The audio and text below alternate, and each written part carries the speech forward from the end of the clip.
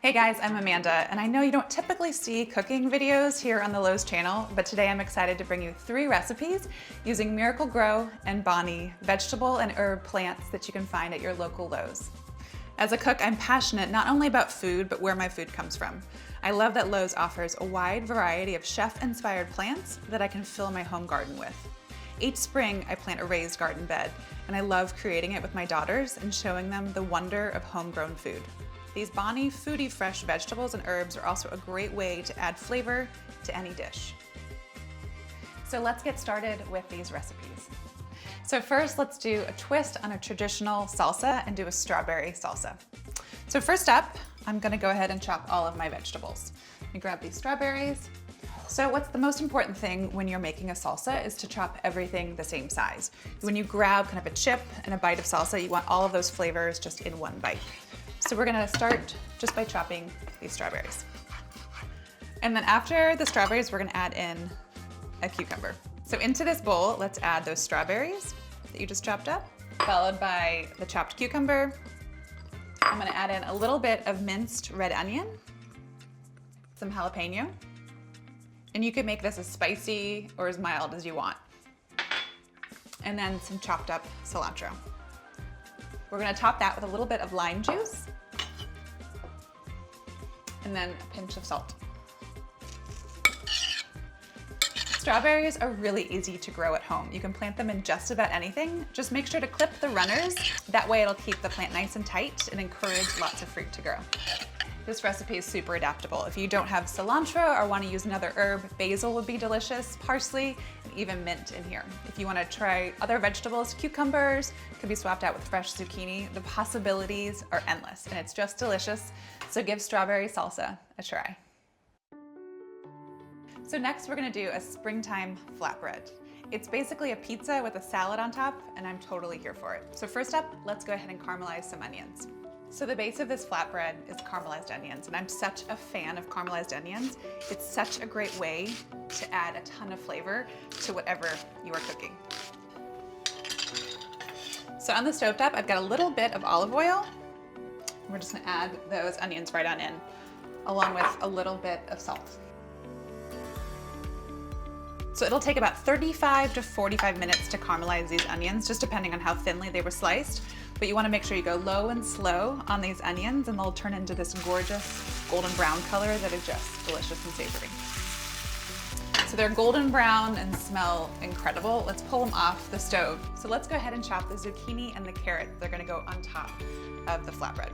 Today I'm using a mandolin to thinly slice them, but you can definitely just use a knife. You just want them as thin as possible, so when we're baking this flatbread, they cook through. And if you are using a mandolin, be super careful. They are very, very sharp. I'm just gonna make ribbons out of this carrot that I already went ahead and peeled.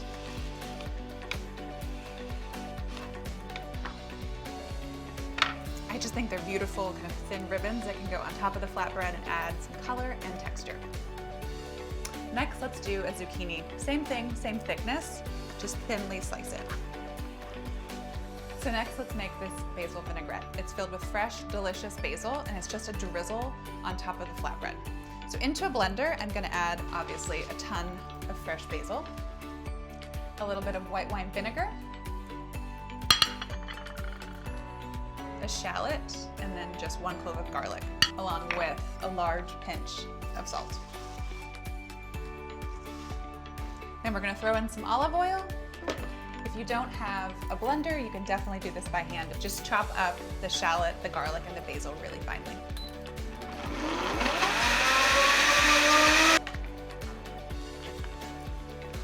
So let's put this flatbread together. So today I'm gonna use store-bought pizza dough. I highly recommend it. It's just a really great way to shorten the length of the recipe, but if you wanna make your own, you totally should. Most grocery stores do sell pre-made pizza dough. If you can't find it, always ask. Sometimes they keep it in the back. So I have 1 pound of pre-made pizza dough. Let's just put a little bit of flour onto our work surface. And then just with our hands, we're gonna spread it out. I know store-bought pizza dough or just any type of dough can be tough sometimes to deal with. I have 2 secrets. So bring it out at room temperature at least 30 to 45 minutes before you want to cook with it. And then also, if it's fighting you, just leave it alone. Give it a little break. It's like a life lesson, basically. If it's super tough and hard to roll out, just give it a little second. We're gonna transfer it onto a parchment-lined baking sheet. I like to use the back of a baking sheet when I make this. That way you can just slide it off when it's done. Next, let's go ahead and brush it with a little olive oil. It's gonna help it get nice and brown. And then we're gonna top it with some ricotta. On top of that, we're gonna drizzle that beautiful basil vinaigrette that we made a little earlier, followed by a little Parmesan cheese. And then next, let's add those beautiful caramelized onions. You're gonna want to let them cool a little bit after they cook, just so they don't melt the flatbread before it goes into the oven. Next, we're gonna take that zucchini and the carrot, and we're gonna toss that in a little bit of olive oil. So you're gonna wanna just mound all of those vegetable ribbons on top. I know it looks huge, but once it hits the heat of that oven, they'll kind of die down a little bit. So into a preheated oven for about 20 to 25 minutes, just until the crust is golden brown. And it smells absolutely delicious. So we're gonna top this with a little bit of thinly sliced snap peas. I love the extra crunch it just adds to the top of it. And then some tomatoes. I just cut them in half because they were a little big. Let's add some fresh burrata. If you can't find burrata, you can use just regular mozzarella too. You just want to dot it right on top. And then lastly, we're just going to do a drizzle of your favorite olive oil and then some fresh basil. There you go. That is the springtime flatbread. Like I mentioned before, it's basically a pizza with a salad on top, and I'm 100% here for it. It's delicious, and I can't wait to basically eat all of it. And then lastly, we're gonna make a spicy strawberry mocktail. You could 100% make this into a cocktail if you wanted by adding in a little tequila or vodka. So first, let's make a jalapeno basil simple syrup. On the stovetop, I'm gonna add in a little water to a pan, followed by some sugar. So simple syrup is basically just water and sugar, and you can flavor it with just about anything. So today I'm going to use the jalapenos and the basil. What makes it spicy is the jalapeno, obviously, but the jalapenos, the spice is actually in the seeds. So if you don't want it too spicy, make sure to take out the seeds. And then once that sugar is dissolved into the water, just add in half of a jalapeno. I left the seeds in it because I want it to be a little spicy. And then some fresh basil. We're gonna let that steep off of the heat for about 20 minutes, just to really let all of those flavors get absorbed. I have that simple syrup that we made over at the stovetop. I strained out the basil and the jalapeno. I'm gonna go ahead and put that into a shaker that has a little ice in it. So depending on how sweet your strawberries are, you're gonna want to even add a little more of the simple syrup. It's totally up to you.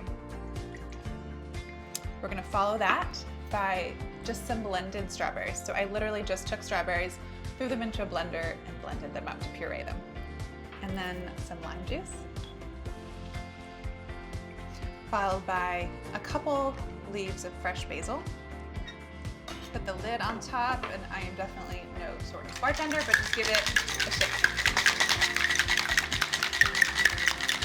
I have a glass here, just put a little more ice in there. We're just going to strain it on into the glass. And a couple sprigs of fresh basil. You could also do strawberries and lime. Cheers. So there you have it. You've got 3 easy and delicious recipes featuring plants and herbs that you can just grow at home. We did the strawberry salsa, followed by that springtime flatbread topped with basil and burrata, and then a delicious mocktail that you could 100% make into a cocktail by just topping it off with a little tequila or vodka. So you can find all of these recipes below, and if you do make them, make sure you share on social, and when you do, use the hashtag LowesGoals. If you're looking to up your gardening game, head to Lowe's to shop their full selection of Miracle-Gro products that will nourish your plants so you can make delicious recipes like these. Each Thursday in April, Lowe's is hosting free curbside giveaways at your local store. Register for the first Lowe's SpringFest curbside event to get your own Garden to Go kit featuring Miracle Grow products and Bonnie Foodie Fresh plants to use in your very own recipes this season. Registration is limited and opens on April 1st. For more information, visit lowes.com/events/SpringFest.